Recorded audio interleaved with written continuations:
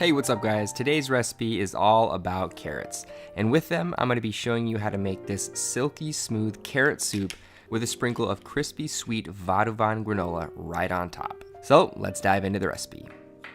The first thing you want to tackle is of course the carrot soup. So you're going to rinse and cut all the carrots into thin slices. And of course, the thinner you go, the faster it's all going to cook.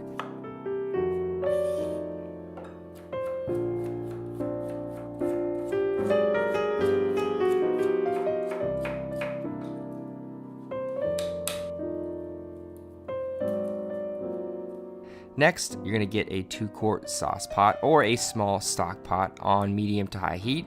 Add a drizzle of olive oil along with the quartered onion, a garlic clove, and the carrots. After that, add in the cumin powder, give it a quick stir, then pour the water right over the simmering veggies just to cover. Allow this to simmer for 1 to 1.5 hours or until the carrots are extremely tender.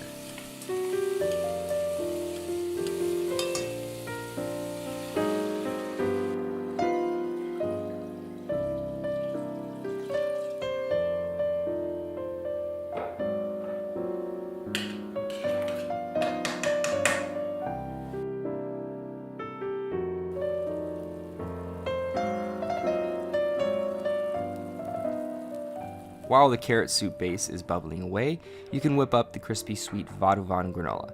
So in a non-stick baking tray or pan, add in the rolled oats along with the Vadouvan spice, which is basically a French interpretation of a curry spice mixture. Then add a drizzle of honey over the top of that, then a small pinch of salt, and give it a good mix until the oats are completely coated in the honey and spices. Once that's done, you're going to put this into a 350 degrees Fahrenheit oven for 10 to 15 minutes until they are a solid golden brown or even a dark golden brown.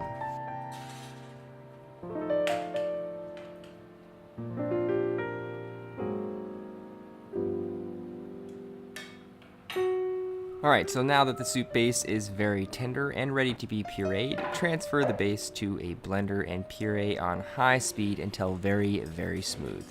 It should turn a few shades lighter when this happens because of the air being whipped into the soup along with some of the oil being emulsified. It always ends up turning slightly mangoish in color, but a very beautiful orange nonetheless.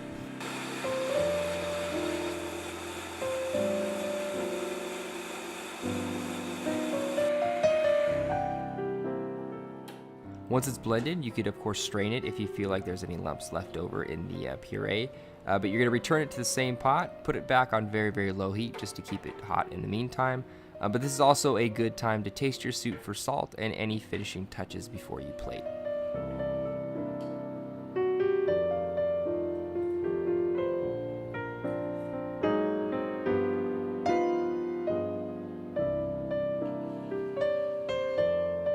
Okay, so now that everything's ready to plate, you're going to grab a small bowl. Preferably one that's quickly preheated in the oven to maintain the soup's warmth. Then you're going to carefully ladle the steaming carrot soup into your dish, top it with a handful or so of the crispy sweet granola, and finally a quick drizzle of olive oil and some cracked black pepper. And that's it, smoking hot savory carrot soup with a little love from Morocco, a drizzle of honey, and a crispy granola finish.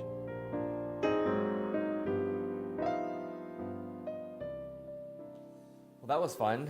Carrot soup is done. It looks absolutely amazing. The color that comes from these beautiful carrots is just, it's so cool and so natural, and it's just a very, I don't know, it's a hearty but very simple soup to make, and it kind of brings, I don't know, some warmth to the soul and heart. I love making carrot soup. I love making soups. This came out beautiful. I'm really excited about it. I'm gonna dive into it, take a few bites of this, and tell you guys how it tastes. So let me dig in. Ooh, it's super hot.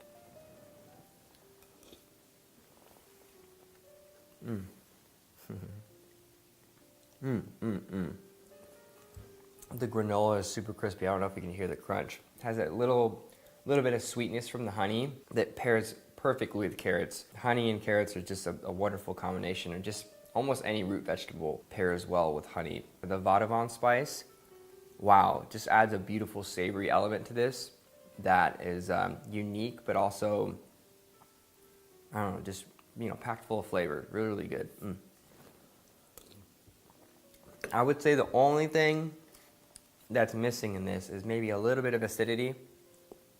If you want to add maybe a squeeze of an orange, that could be pretty good. Even maybe a little bit of white wine vinegar or a splash of sherry vinegar would make this, you know, sort of highlight all the flavors that are already going on in this. But all in all, great soup, super simple to put together, and all the ingredients per person are under $1. So some of you guys were confused with how that whole breakdown worked, and as long as you divide it based on the servings and you make sure that you're looking at the cost of ingredients from a per serving perspective, then you can get pretty close to that margin of error or that dollar number. Obviously, it's going to fluctuate depending on where you live and the produce that you get and the things that you have to import into your country or state or wherever you live. But yeah, it can fluctuate a little bit, but for the most part, this is pretty much very close to $1 per serving or under $1 per serving.